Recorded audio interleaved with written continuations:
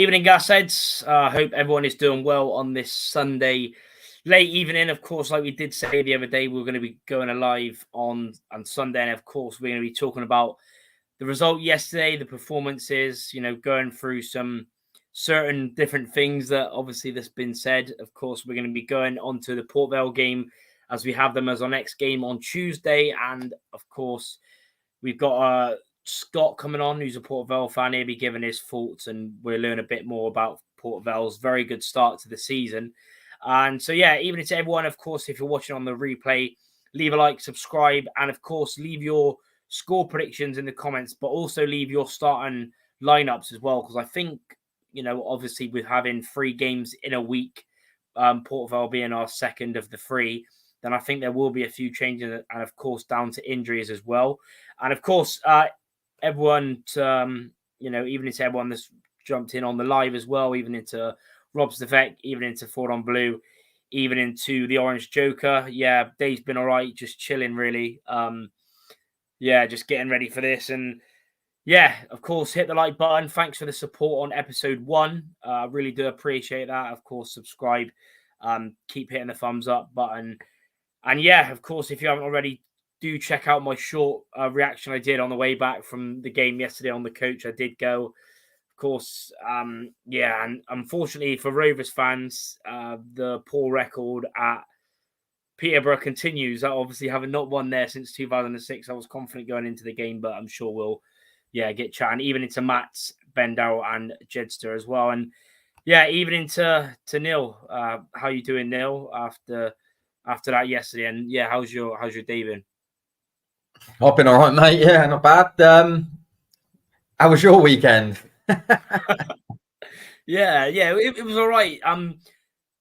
Obviously, apart from the result, obviously we'll get more into it in a sec. Just before, of course, we do get into the actual game, I want to get your thoughts, like we just chatted before we went on because I heard the Barton comments, probably about an hour into the journey on the way home. I was just chilling there, I'd done my reaction, and then everyone started going on about, have you seen the comments from Barton? I was like, no. I listened to that. Obviously, seen everyone's thoughts. It's all, everyone's been putting their thoughts out on socials, etc. What do you make of it? And of course, in the comments, let us know. And of course, if you got any questions, anything, do get them in as always. But yeah, what did you make of the Barton comments after the game on the radio? For me, it's a pinch of salt, mate. I take it all for a pinch of salt. Like, it's just Salford all over again, isn't it? Really, that is just how Joey manages Luke Thomas. Just as how he is. I mean, people can say it's massively subjective. It all depends on what your thoughts are on it. But ultimately, what everyone else does in their workplace and how how you operate and how you're spoken to and what is right and wrong, it doesn't operate like that in the football world. It never has done. It never will do. And Joey decided to manage every single one of his players the way he sees fit. Some players need an arm around them. Some need volleying. And we've seen it before with him and Luke Thomas.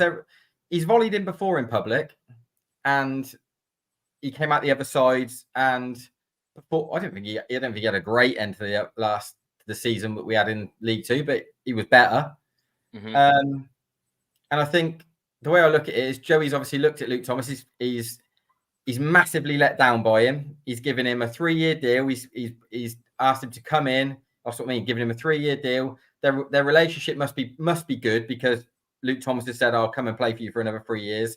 But I just get the impression that he's massively let down by Thomas. He's played well for 8 games of the season, and I just think I get the impression he thinks he got above his station again a little bit, and made a decision off of his own back, which suits Luke Thomas and not the side.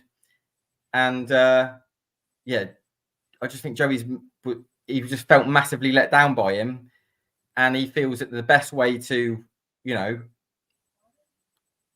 get Luke Thomas on side and understand what he's done is to go public with it, like he did against Salford, and say, "Look, there it is. It's all out there. Now you react to it in a way that I know you can react to it, or you go the other way. I just think that's just how he is with Luke Thomas. You know, I just don't think putting an arm around him does him any favors. I think he thinks volleying him is the best way to get a reaction out of him. Because I just think that on it full time is him indicating that he just feels really let down by him. You know, come in, 3-year deal, start great, and then you go and do that. I just think he's upset, really let down by him, and he's decided to go, do you know what, I'm going to tell the world. Yeah, that's fair enough. Even into George Fitner as well. Problem is with Barton is he can never take any responsibility when we lose, but takes all of it when we win. Ben Darrell saying blaming Thomas when Hunt went flying in and missed the ball was strange. Even into deadlift plus as well. Everyone should be used to it by now from Barton. Matt saying, I think Barton was right to call him out. Sends a message to others not to do what he did. He did drag it on for a bit far too long. And then George saying comments about the CEO about his wages are over the top. Not a fan. I mean, for me personally, obviously, I hadn't said anything before now. I thought it was really weird of him doing it. I know you said he's done it before. We all seen it at Salford, but I just find it strange because it's not for me. It didn't have nothing to do. You know, he's blaming him for the goal. Nothing to do with Thomas for the goal. First of all, you know, that was Hunt's man who crossed it. He got done again for like the second time, like he did in the first half. And obviously, I seen Thomas pull up, you know, injured just before the halftime whistle went. And surely Barton would have seen it. And even if it's stuff like that, and it looked like his hamstring, so it's not good news for us because, like you said, he's been good this season. And surely he would have seen that and just took him off. I don't know.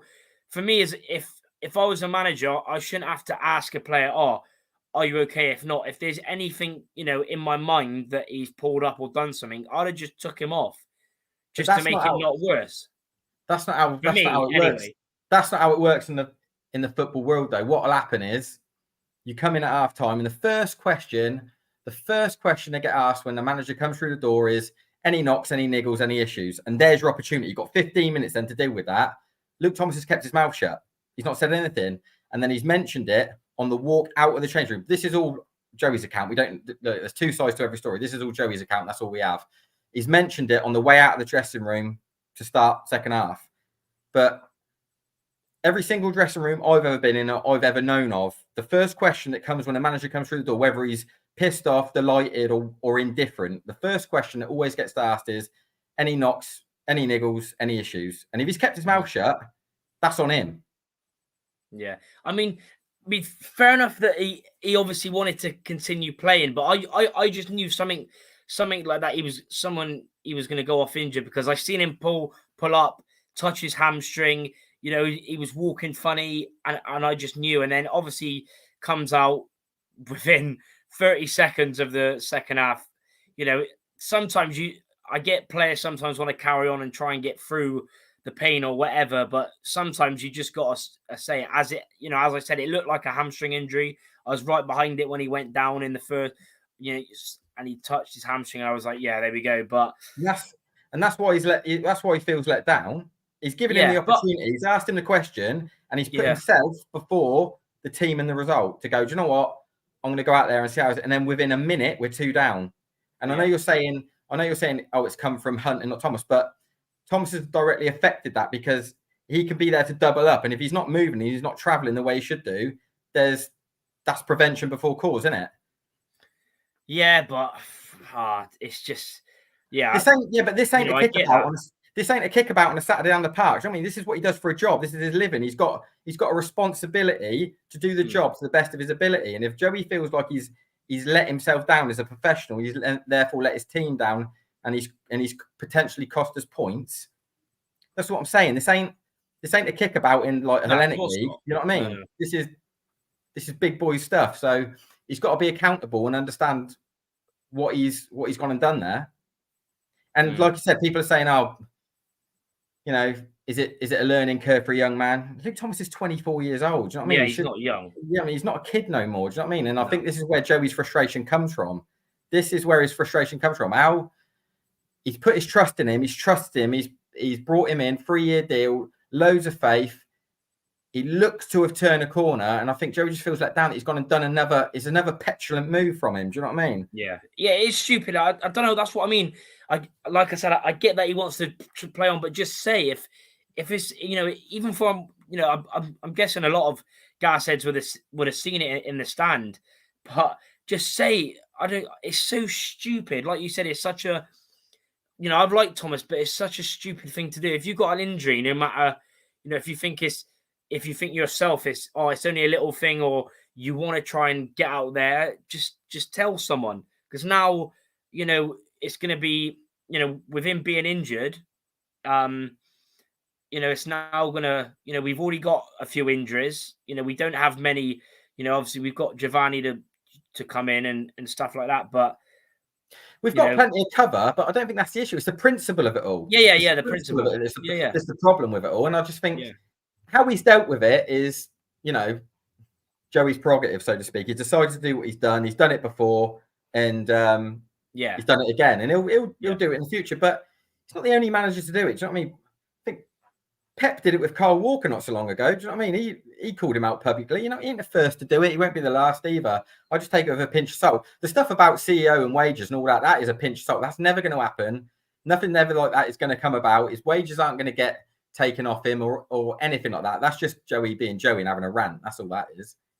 You can ultimately what he said, I wish I could find him. I wish I could do. Well, I'm sure you do, but you ain't gonna and you can't. But that's just Joey having a rant. That's all that is. But I take it with a pinch of salt. To be honest, over the course of, you know, him being here with Rovers and him saying the things he said, you know, he says some stuff which is, you know, close to the line, sometimes over the line, etc. But I'd rather that than the stuff Tisdale used to come out with, and the monotone, generic, media trained crap that you know you knew what was coming before, you know, a interview was scheduled.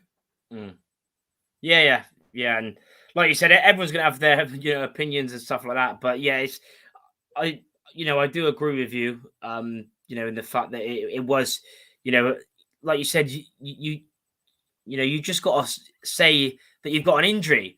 I know players do want to play on, but like you said, he's thought of himself, like you said, rather than the team. And, you know, and I obviously a lot of people have said, you know, about, you know, it was Hunt's, you know, fault. But like you said, you know, like he was doing in the first half, Thomas was getting back and helping because they were, you know, their fullbacks were getting wide. And yeah, like you said, he could have helped doubling up. But yeah, it's frustrating, but, you know, we just got to move on. Obviously, even it's a gas pap as well. People are agreeing, you know, we conceded because Hunt couldn't cope with G. James Thomas had a little to do with conceding the goal. Even it's a Jake as well. If Joey doesn't trust him, then he shouldn't have re-signed him. Thomas should have said that he wasn't fit enough to call, but the man and idiot talking about finishing is nuts. On the other hand, we couldn't hit a barn door yesterday and create a fair amount of chances. Yeah, obviously getting into the actual game, we went unchanged, which I think most of us were expecting after the good performance against Wigan. What did you make of the start and the first half, and talk to me about their goal as well? Yeah, what did you make of it? I mean, first 20 minutes, thought we were decent. Thought we came out, we were better than them. I thought we like put our stamp on the game. We kept it, we moved it. We tried to be as progressive we could do. We knew that Peterborough were going to be open and play similar to what Wigan did. So we knew there'd be opportunity to play the way we wanted to. And again, it's much, you know, we've played 9 games now, and we've talked about this a little bit.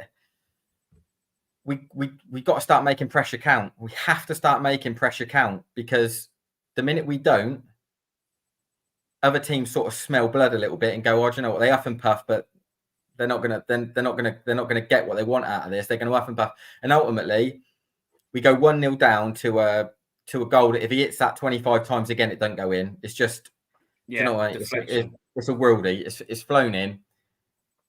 And like I said, time and time again, first goals are massive. They're massive in goals. They change the direction of games and the way you operate and how you play and all your little mini assignments that you try and do on the pitch. After the first goal goes in, it changes everything. And we had a bit of... It shook us. I think it just knocked the shit out of us a little bit. We were off it a little bit without the ball, sort of thing. Without the ball, we were a little bit ragged, I thought, until half time then. But then I thought, I was still really confident. I thought we'd come out second half. This is how we've been all season. We come out second half, we're a miles better side. We'll kick on and we'll start, pinning them in, pressing them back, get the goal, equalise, and then it'll be their turn to wobble. And then within 90 seconds, we got an absolute mountain. Yeah. And then, but at 2-2, I still thought we could get some out of this game because of the way we had the ball. We were patient, we were progressive, we were doing all the things we could, and then it just comes down to rubber to green. I'll tell you now, it's that place, mate. That place should have a sign up and say, "Welcome to Peterborough. You are going to have a really shit day." And that's just how it is, mate. We just don't get no rubber to green up there. Hit the post, one off the line from Jono. You know what I mean? It couldn't have gone any more against us. But like, we'll go into Tuesday, but again, 9 games, performances have been good. And at this stage of the season, I know points are great and you want to pick up points and points are always vital, but performances haven't been bad. They've been good. And at some point, this has to turn. Yeah, for me, it was just, like you said about the sign saying, because it was, we had, like you said, we had all the possession, got put in some good balls. But, in the first bit, Peterborough defended. We didn't play bad. We did not play bad. That's what I thought. There's no complaints about the performance at all. No. It's just when you need things to go for you a little bit, they didn't. Yeah, I agree. And you could, just tell the first shot they had, a huge deflection off of Josh Grant. Tried to get in the way, but, it took it away from Coxey in goal. And then, like you said, it knocked the stuffing out of us. We were flat then until... for about 15 minutes until halftime. Again, like you said, it comes out, like you said, what was it, a minute? Like you said, 90 seconds in. Something like that. Hunt gets done again by Jay Jones, who done really well against him. He did, he did play well for parts, but he did struggle against that Jay Jones. He just couldn't deal with the pace of him. And then, ball goes in the box. Quality save from Coxey, but someone should have been there. Whether it was Grant, I don't really know. I haven't watched the highlights back yet. And then we had so many chances. Even in the first, you have the I think it was the back heel from Evans got to the byline in the first half. It could have gone anywhere. Went off their player, went out. Collins had a goal, ruled out for offside. But then, like you said, second half, Giovanni Brown come on, hit the post, 1 or 2 cleared off the line, Clark Harris, that just sums it up in it on the line. I think Collins still should score. He has to score. I know it's a quality block, but I think was it Taylor that knocked it down, or was it a ball over from someone else? He's not done nothing wrong there, though, Azza, has he? He's done everything right. Still, what more can he do? I couldn't believe it. What more can he do? But I just think if we score first in that game, like I say, you've got to make pressure count. And if we score in those first 20, 25 minutes, that game is completely different. I think we win it. Yeah, so do I. Fine margins, but we've got to start making pressure count early. We can't just wait till the second half to start turning the screw and getting outsides properly. Yeah, it was just so. I said I shout out to Connor Taylor's dad. I was sat with him yesterday, and we both said we'll play a lot worse than that and win this season. I just don't think we had any luck. I think, some of there was a bit where I think when Sinclair came on, and it was a great ball, or it might have been Marcus actually going down the left, running in the box, but then the ref give a foul apparently because of Finley done something. Like the ref was a shambles as well. Not the ref's fault that we lost, but he was an absolute shambles the whole game. But yeah, it was. But like you said, I think even if we score one of those chances early, if that Giovanni Brown shot goes in, I think we probably win.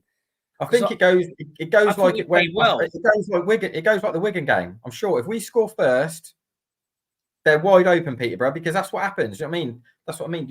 The way you set up and the way you play is dictated by what happens off the first goal. And I just think if we score first, with the ball retention we have and what we can do as far as overloading the top end of the pitch and the way we can change it second half with our bench. I just think it could have been Wigan all over again, but it wasn't. Yeah, because he didn't make pressure count early enough. Yeah, that's a problem for all the possession we had. We didn't test the keeper. That in the first half anyway. So yeah, it was just Saturday. frustrating. But Saturday wasn't about not creating chances. We've sat here before and we've talked about not creating chances. That wasn't the case. No, of course not. No, it was like you say, it was just frustrating. I mean, if there was a few players to pick out for you that impressed you, I know it was a loss, but who in fairly, I thought a lot of them done well. But for you, if there was a few to pick out for you, who were you impressed by yesterday? I don't know. It's difficult, isn't it? Because you're looking at a defeat, and we're talking about all the things that we should have done that we didn't do. But as far as the way you go about playing the game and how he's been recently, I think Evans keeps trying to do the good things that he's good at. He's not. Last season he was doing a lot of stuff that we talked about, learning on the job in an area where it was alien to him. But like Wigan was good again yesterday. I think he was trying to do all the right things, and it was just rubber the green. It didn't happen for us. And again, JB off the bench, I thought he was good again off the bench. You've got to look at players like people like Brown and even Sinclair that are going to come in when they come off the bench. You've got a role to play. You're not coming on because someone's got tired legs. You've got there to go and turn that game on its head. I think Sinclair did well again when he comes off. There's loads of players that can come off a bench and just stroll through a game and not make any impact. And I never feel like that with Sinclair. I think whenever he comes off the bench, he'll make something happen for us. Yeah, I mean, for me, I thought Vale again. I thought he was really good, Harvey Vale, considering he's again, like we said, a calm winger. I thought he was unbelievable. Every ball that he put down the line was pretty much spot on every time. In behind it, the perfect pass. I thought, because David Adebayo, the winger, he's a good player. He obviously scored, but I don't think that was Vale's fault. But yeah, I thought I was really impressed with Vale again. Taylor done well. Clark Harris didn't really have. He wasn't really in the game, to be honest. I don't know whether he was doing that, for that January matchup or suits what. him down to the ground, though, doesn't it? Like White Glass week. JCH, he wants to get touch tight to someone and have a physical battle with him.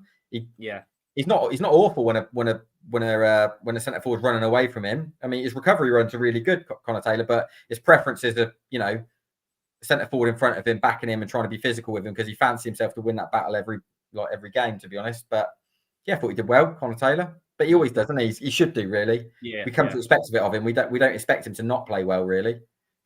What was your thoughts on Chris Martin coming off the bench? Did you like what you seen? Even though because he obviously that was his first minutes, he hadn't played. He went on for ages. I think what was it, 15, 20 minutes? What did you make of him?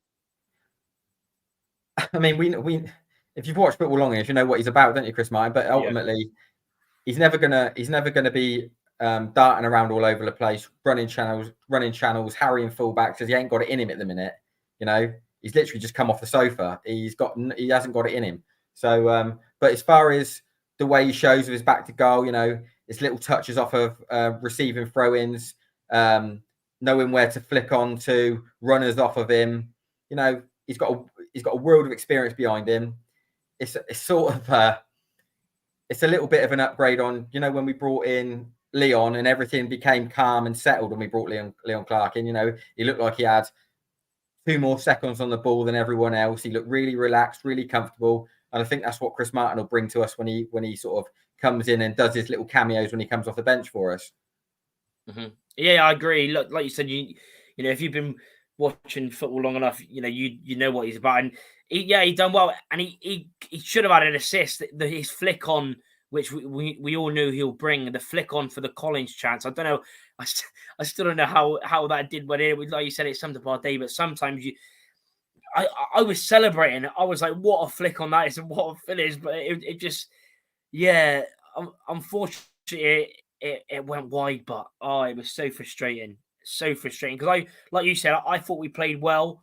But like you said, you know, the deflected goal for them, then when they score, you know, first minute in the second half, it was always going to be an uphill task. And yeah, again, it just don't know how many games that is, but yeah, it's what, you know, 17 years and counting since we won away at Peterborough, and it continues. But got Gareth in the chat as well. Interesting to see your views on Tuesday. Yeah, obviously Port Vale, yeah, doing well. Chris Martin looked good, even into Hardy as well. We won't be chatting Vale on Tuesday night. That would be awkward. Yeah, Harvey Vale, of course. Yeah. How many minutes does Martin have on him Tuesday? I think, again, it'd be 20 minutes. I've seen a few people in the comments saying I would start Martin. I think, you know, that was his first minutes since last season. I think you just got to build him up. You can't start him on Tuesday. But yeah, we're going to bring in Scott, who is a Vale fan. His socials will be in the description as well, so make sure you go and follow him on Twitter. But yeah, evening Scott, appreciate you coming on the channel. Yeah, no worries, guys. You doing okay? Yeah, not bad. Obviously could be better if we had a more positive result yesterday. But yeah, like I said, appreciate you coming on the channel. Of course, get all your comments, keep getting your comments in, keep liking, keep subscribing as well. But yeah, you know, I want to get your thoughts on Vale, of course. You know, we got you on Tuesday. Hopefully we can make it back-to-back home wins. But, you know, it's going to be tough. You've had a brilliant start to the season. 6th in the league. Played 10, won 5, drew 2, lost 3. Currently 5 points above us. Obviously, we've got a game in hand. We dropped to 14th after yesterday's result. Played 3, drew 3. And won 3 and lost 3. So 5 points behind you. We could, you know, go 2 points behind you if we win. But yeah, what have you made to your start of the season? You must be very happy as a Vale fan. Yeah, pleased by and large with it, because I don't think we expected to be in the top 6 after sort of 9-10 games. But it has been a little bit of a mixed bag along the way as well. Obviously, everybody points out the opening day, the Barnsley result, which is still kind of hanging over us even now, despite the good form. Everybody seems to keep mentioning it. But we've sort of hit the buffers over the last couple of league games, you know, a couple of draws and a couple of defeats as well. So there are a couple of things to work on and some areas where we can certainly improve. And I think sort of 1 or 2 key players sort of not being available for certain games has made a big impact there. But I think we're on the right track. You can see sort of what the ideas are, how the style of play has changed compared to last season. So I think we're heading in the right direction. I think what we just need to do now is just get a positive result to kind of just stop the rot a little bit and then start to really kick on from there again, really. Yeah, I mean, obviously yesterday you played Bolton, lost 1-0. What was your thoughts on that game? It sounds cliche, Charlie, but it was a game of 2 halves. First half, we just weren't at the races at all. I think we gave them far too much respect. There were a lot of one-on-one duels we were getting sucked into where we weren't making the right decisions, or we just weren't strong enough, certainly at the back. And I think what's become obvious in sort of a couple of games early season is we're trying to implement a more possession-based style of play this season, but we really don't like an aggressive counter-press. So it was losing the ball in midfield, sort of panic decisions at the back because of that counter-press that Bolton were doing, that were causing possession turnovers, and all of a sudden they're springing upon us pretty quickly, and they're looking for those quick sort of round-the-corner balls in behind, and they're sort of sucking our sort of wide centre-backs, since we play a back 3, into those one-on-one duels where we were losing sort of a lot of the battles early in the first half as well. And I think for the first sort of 20 minutes of the game, we didn't really touch the ball at all. Went 1-0 down due to a mistake. we shouldn't be letting a striker of Dion Charles' quality sort of get as far as he did really on the break. But then second half, it was a completely different game, made a couple of changes. I think sort of Bolton sort of lessened their intensity a little bit, and we sort of started to look a bit more adventurous, starting having more of the ball. And it was probably one of those games where on another day we could have got a point. Keeper made a couple of really good saves, but it just wouldn't drop in the net for us, unfortunately. But I suppose what you could argue is, were we at the races first half, we're probably taking a 0-0 into half time. We're going ground out a good point. So it was frustrating, really. But I think what we need to be doing is making sure we're very much on top, and the intensity's there for 90 minutes. You can't be having those games where you're just in the game for half of it, unfortunately. Yeah. It's sort of similar to us, a lot of this season, really. Apart from, obviously, I think Pompey, we've done well for, probably 60 minutes. Barnsley, I think apart from the first 20 when we conceded, we absolutely battered them. And then Wigan was a pretty much 85, 90-minute performance, really, from us. But then yesterday, again, we only really started coming out and getting shots on target in the second half, although we had a lot of, possession in the first half. Got a comment from Ben. He was like, "Can you double check Port Vale don't play about 5 and don't sit behind the ball playing counter attack?" Because I'm pretty sure you still got that system of, is it 3-4-2-1, and then so it's 3-4-2-1. But I wouldn't say it's necessarily negative. I think there are a couple of games where we've had to sit in because we've been playing against good football inside. It was very much for 60 minutes at the Kassam against Oxford, for example, we were playing that way. And we do like to play contain and counter with that system. But certainly in the home games, we've been a lot more possession-based with that system. So it's almost similar to sort of Chris Wilder's Blades, really, sort of back in the day, where you see the centre-halves almost making overlapping runs and trying to get balls into the box. It is quite aggressive when we're on the front foot, but obviously when we're playing sort of more defensive and we're boxed in, and those sort of wing backs being pushed right back level with the back three, it can seem a little bit negative. But I suppose there are games like that where you don't really have much choice but to sit in, because if you try and sort of overplay and sort of play football against good football inside, I mean, they may well punish you on the counter. So we always have to be a little bit aware of that as well. Yeah, that's fair enough. Even into Alicia as well, and even into Tom Butler. But yeah, it sounds interesting because, we, as a Rovers fan, I think that's what we are implementing this season, trying to play. I would say, we're a really good footballing side. But yeah, like you said, to be honest, me looking in, I think, we're quite an attacking team as well. We like to get forward, and it sounds like that you sort of, brought in that sort of new style of, football that, you want to play. And even though I've seen a few interviews from your manager saying it, it does frustrate people, because it sort of has happened a lot with us this season, really, especially at home games where, we're trying to play football, good football, but it does take time to get it forward sometimes. But it is going to be tough because so far this season you haven't scored loads of goals, but you've managed to sort of defend really well, and not, apart from the the 7-0 that you mentioned first start of the season. It was funny enough, I was on a Barnsley channel and they said for the first 20-25 minutes you looked really good and probably should have been winning that game as well. And then of course it sort of went mad. But I just want to get your thoughts, on us.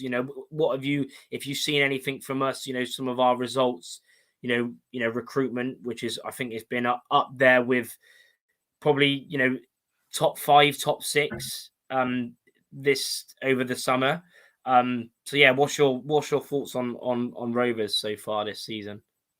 Yeah, I think Rovers are kind of where I expected them to be based on the fixture list, but I think there will be some steady improvement. And over the course of the season, you'll see probably pushing sort of top 10, top half, I think, because the quality's certainly there, certainly going forward. And bringing players like Taylor back in, it's only going to shore things up at the back as well. And I think that was where maybe Rovers were a little bit found wanting last season at times, certainly against some of the bigger sides. But I think, yeah, there's certainly the ingredients there to have a really, really strong finish. Don't think it's going to be a lower mid-table year for Rovers this season. And obviously the Mem's a really difficult place to go and play. And we've had some really positive results there so far. I think after we got hammered by Barnes the opening day, I think he either got a point or beat them the game after, didn't you? So yeah, it's like it just goes to show that there's some quality there, and there's the capability to take points against those sides that are tipped to do well. So Rovers, I expect to be a top half team minimum, really, if not sort of pushing that top 10. Yeah, I mean, Neil, what's your thoughts on Vale this season? It could be the manager, Crosby. Have you got any questions for Scott about their season so far? Yeah, I mean, I'm pretty much the same as far as I never expected Port Vale to be where they are at this point in the season. To be honest, I had them down as sort of I don't know, middle of the road, just sort of kicking their heels. I didn't think they'd be in loads of danger, but I thought they'd be, I thought they'd be safe, and I just thought they'd like sort of muddle through a full season. But they're doing miles better than I thought they would do. I just think I'd ask Scott, really, is the transition from obviously Clark leaving to Crosby coming in. I know they got the promotion, they kicked on late to get promoted. How much of that do you think is down to Crosby being part of that, rather than I know Clark was manager, but from where you are now with Crosby to what you achieved with Crosby, behind the scenes, do you think it was more down to Crosby than people give him credit for? I think he did have a big part to play in it, maybe more so than people expected. But I think certainly the year that we were promoted, I think Clark coming back into the dugout for the last few games was really important because, albeit Crosby masterminded a fantastic run, which got us into the position that we were in, almost looked to cert for automatic promotion. When we kind of dropped off a cliff all of a sudden in the last sort of 6-7 games, Clark coming back in kind of steadied the ship and then gave us enough to get over the line via the playoff route. So, he obviously needs a great deal of credit for that, and certainly for the early season form prior to us really kicking into gear at the end.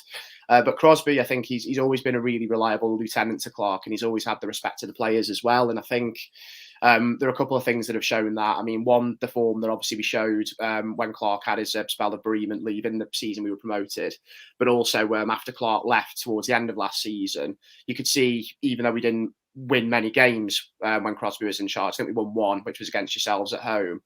The standard of performance was a lot better. Like, the intensity was a lot greater. The players looked like there was a lot more desire and fire in the bellies again there. So there was a reaction from the players, and I think he's got the respect of the players. And he always seems to kind of lead the coaching sessions as well. Even when Clark was manager, you saw he was more of an observer on the sidelines, while Crosby was actually doing a lot of the drills. So he's a very kind of hands-on coach, and I think he's probably kind of taken that into management as well. And given that he does so much with the players, I think that's probably what made him think that, I'm kind of ready for the step up now. I mean, he's a reliable coach, well respected in the game, but obviously the managerial route's the one thing he's kind of not done in his career yet. And I guess it's obviously a big opportunity for him to prove himself. And albeit he didn't have the best game as a manager on his full debut, really, at Barnsley, he's kind of really proven the doubters wrong since then, which is good.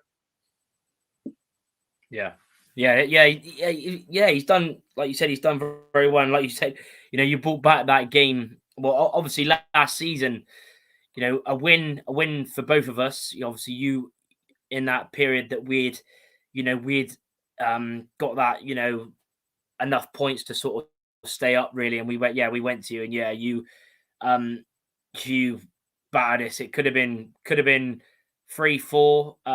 Obviously the season was done for us anyway, but I went, even to all the games that we were, just because we'd stayed up, everyone had just sort of chilled out, but it was so frustrating to watch. But you battered us. I think Ellis Harrison obviously scored that overhead kick. He's now left you, and you've got a certain Ryan Loft there as well. But then of course we did beat you 1-0 at home, even though I remember it was sort of quite a tight and edgy game. You had your chances, we had our chances, but I think Collins won it for us 1-0, and it was very interesting. But I mean, what is your thoughts on you signing Ryan Loft? I mean, has he played much since, or has he been out of the team? Yeah, sadly not, because he made a couple of sub appearances and then got injured in the warm up a couple of weeks ago. So he's done something to his calf and he's going to be out for a few weeks, which is typical, really. So, and that is a shame because the one thing that we're kind of lacking in the final third is a bit of height and presence. So when there's a lot of fans complaining about the fact that we're overplaying a lot and we're playing a lot of football around in and around the penalty area, but we're not being direct and getting crosses into the box, that's kind of exactly why we're doing that, because we don't have a big striker. We're not going to be winning the headers, and you're basically just giving possession back to the opposition if you're going to be doing that. So we can't maybe be as direct as we'd like because we've not got that focal point. Mm-hmm. And that's kind of where we can struggle against some sides that are a little bit streetwise as well, because there's not a lot of height at the back, because I think our tallest defender went off injured in the first 25 minutes or so on Saturday as well. He's unlikely to play against Bristol Rovers. That would be Alex Jakovici, if you want to look him up. So that's going to be a big miss for us, because I think all of our other defenders are like 6'1" or under. So there's not a huge amount of presence there. So set pieces are always a little bit of a concern, but the lack of height at the other end of the pitch means that, we have to find other ways of working the ball into the box and creating opportunities. And it requires us to be patient a lot of the time. And while it does frustrate some fans, it really is the only way that we can try and carve out chances at the moment. So, like, it is just going to have to be a case of Vale fans are going to have to be patient. You're going to have to just buy into the process and just sort of see exactly what it is that we're trying to do. Mm-hmm. Yeah, that's fair enough. There's quite a lot of in depth, like you said, saying about height. Saying about it was sort of like us for the first sort of month or so, I guess. Just before the last few games where we've started to play a lot better and get more chances, because that was like it with us, because Marquis, has had a few appearances from the bench. A lot of people were getting, because we tried playing Giovanni Brown up top, who isn't a striker, he's a cam. So, but yeah, the last few games has sort of changed for us. But whereas you're still trying to play that way, because like you said, you haven't got any height. I mean, you've got, is it James Wilson? Because that was weird, wasn't it? He left you, and then you re-signed him as well. So I mean, yeah. Can you talk a bit about your recruitment this summer? Some of the players you brought in, because I think two of them I heard that we were after. I'm pretty sure we really wanted to sign Ripley, but because we didn't want to. We wanted to make a few weeks, decision. So, and he wanted to sign right away, which obviously it didn't happen. And then also the other one is, I think, Tom Sang, the ex-Cardiff player that you also signed. So, yeah, can you just tell us a bit about the players that you've signed? Yeah, well, starting with those two, like Ripley's been fantastic. Saved a couple of penalties in league games, both of which we've taken points from. And I think what we're doing is we're staying in games for a lot longer than we were last season, just because with a solid goalkeeper in Ripley, we're not conceding sort of what I like to call innocuous goals from just snapshots in the middle of the first half. Like quite often, either of the keepers last season, Jack Stevens or Aidan Stone, would be sort of conceding goals from distance, and we find ourselves behind and chasing a game when it was quite even. So that's kind of sort of tilted the balance a little bit. And I think that's why in these tricky away games, you talk about the likes of Oxford, Charlton, we stayed in the game and we managed to take points from them. So Ripley's been fantastic, absolutely brilliant, commands his box really well. He's good technically, so he can play the sweeper keeper role and sort of keep things moving that way. And his shot stopping's brilliant. Sang's a bit of a tricky one, because we've mostly seen him playing at right wing back, and that's not really his first position from what I can see. I mean, he's more of a centre midfielder, and you think sort of midfielders playing wing back at square peg round hole. I mean, he can be effective there. I mean, his delivery's not bad certainly, and he's got a lot of physicality, but lacking in pace a little bit, so he's not too explosive, meaning that when we're trying to go forward, I mean, again, it's kind of patient build-up. He's not the kind of person to sort of knock it past a player and just beat a man for pace. And then defensively, I mean, if he's up against anybody with any kind of pace about them, he can kind of be found wanting a little bit as well. As a centre midfielder, I quite like the look of what I see with him. Really, really solid, got a good amount of physicality, good ball carrier. However, given the form of the midfield four that we're playing at the moment, sort of two deep line midfielders and two cams, like he's not going to start at centre mid. So he's always going to be playing in the wing back position if he's going to be playing, and I don't think that's quite where he's most effective. Yeah, I mean, and also talk about Chislett, because I think he's another one that I think you signed him from AFC Wimbledon. I'm pretty sure he was a player that, along with us and a few other teams, wanted. I think I think we were after him last year, I believe, or the year before. Talk about him, because I think he's done pretty well for you as well. Yeah, he has. He's one of those players where he's a really creative 10 where he can just win games with moments of quality. I mean, he scored a really nice long-range goal in the cup when we looked like we were not in the game at all, and that sort of swung the game completely our way. But he's really good with these little sort of cheeky reverse passes and just threw balls into the strikers to create opportunities. So he's that kind of creative player where he can just find a pass, or sort of beat a man or whip a ball over and just make things happen out of nowhere. And he's the kind of player where in 2 of the last 3 league games we really missed because he didn't play against Burton at home. We lost 3-2. Didn't play against Bolton at home. We lost 1-0. Played at Cambridge, set up the first goal. So his impact is there for all to see, really. And he scored a couple of good goals on the road for us as well, where we won the game.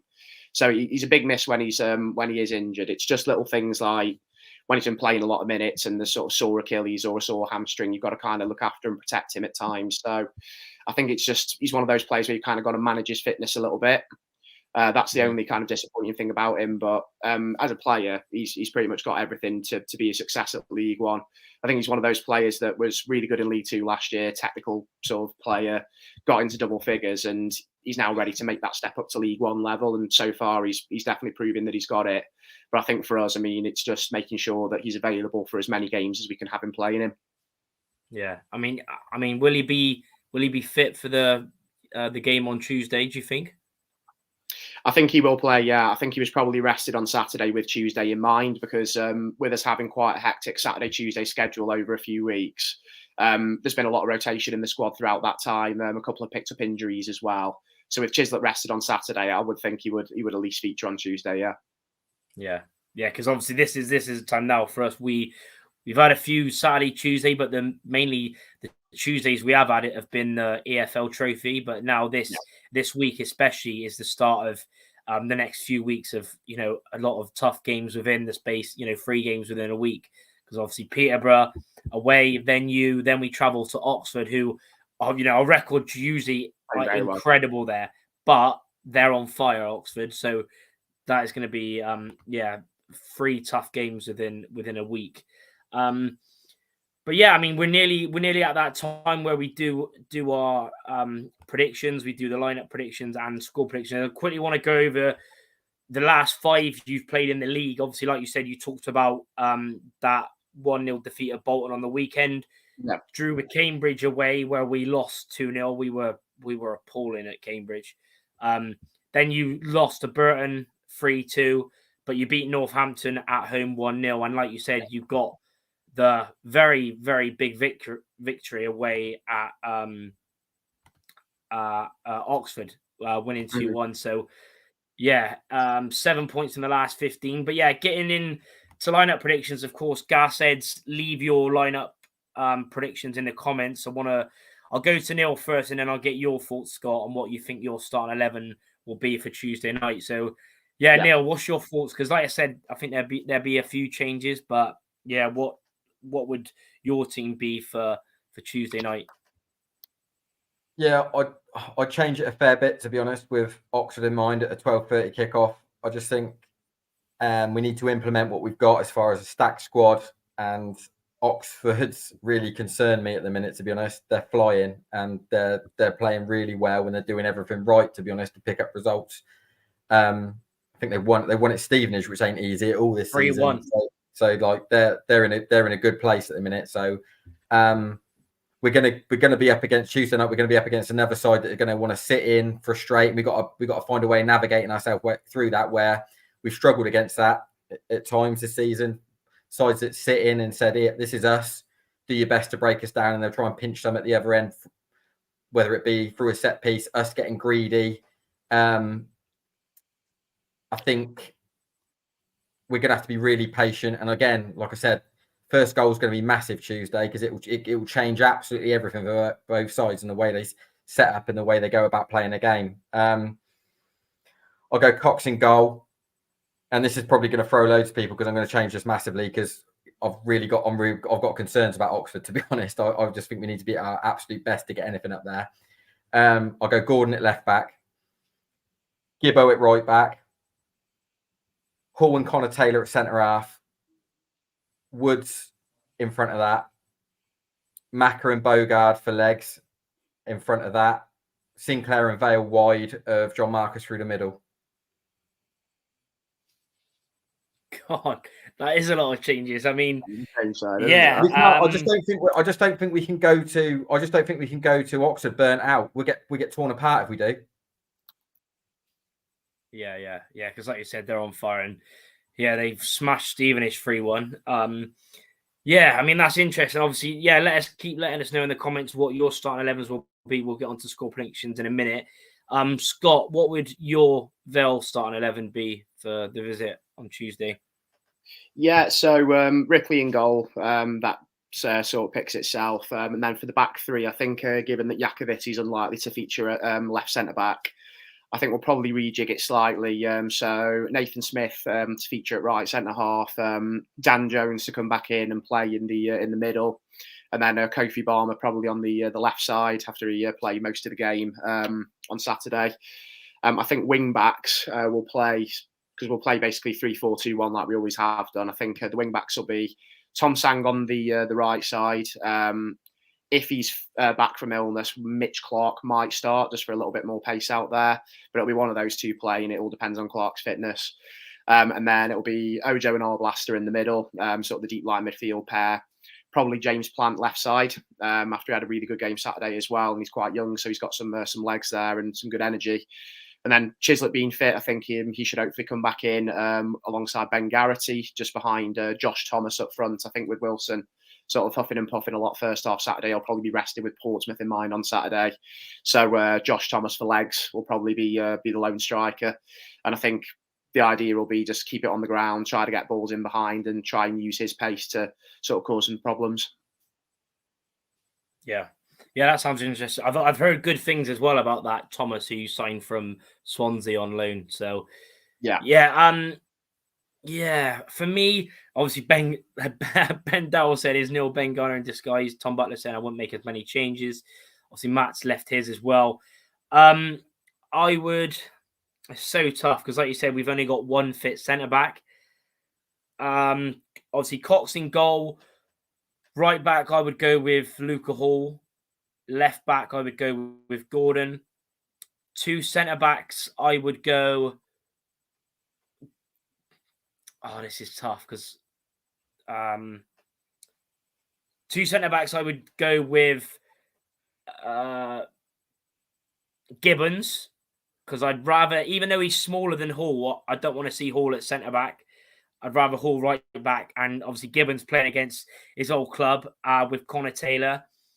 I would go. This is tough. I would go Woods and Bogard in midfield. I would go Giovanni Brown on the right wing, like he'd come on against Peterborough. On the left, I would go with Collins. I would go with Marquis up top. And just behind Marquis, I would play Luke McCormick. So basically a 4-2-3-1, and then everyone can rotate.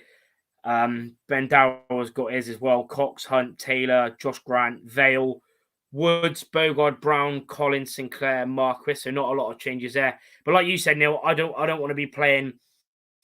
I don't really want to see, of what I've seen so far of, some of our backup players, obviously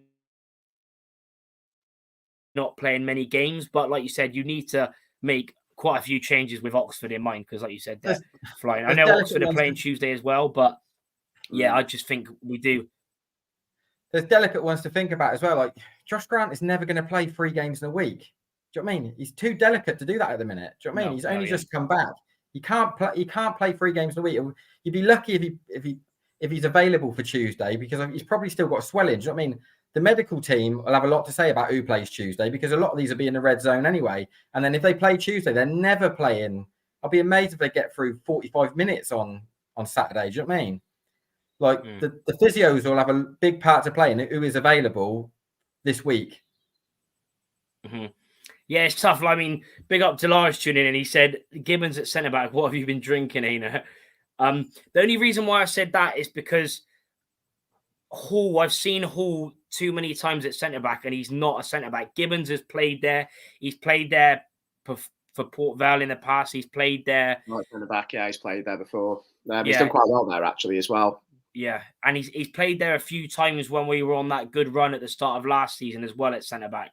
I do not want to see Luca Hall at centre back. Right back, fair enough. I like him at right back, but centre back, no. That's why I've changed that. So that would be our lineup.